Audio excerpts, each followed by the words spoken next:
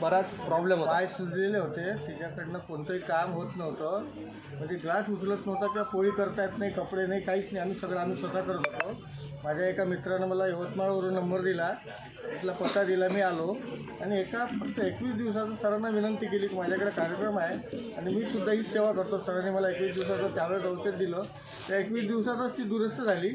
आता पुन्हा चला बा, आता माझी बहीण जावई आले म्हणून पुन्हा आलो. आणि एवढं तिकडं त्या भागात एवढं सगळीकडे लोक येतात का माझ्या एकाच गावातले दर शनिवारी म्हणजे 15 दिवसात 50-100 लोक येतात. 4-5 गाड्या निघतात गावात.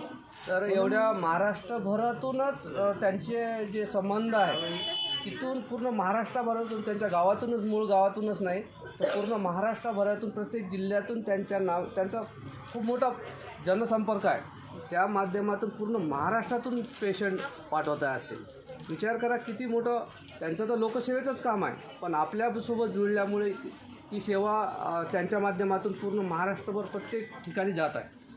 बाकी लोक येतच आहे, पण एकट्या राजूभाऊमुळे सुद्धा या ठिकाणी त्यांनी जे काम करत आहे लोकसेवेचं, समाजसेवेचं, मानवसेवेचं, हे खूप मोठं काम आहे. त्याबद्दल मी सर्वांना विनंती करीन की राजूभाऊसाठी टाळ्या वाजून त्यांचं स्वागत करावं, अभिनंदन द्यावं. धन्यवाद राजूभाऊ.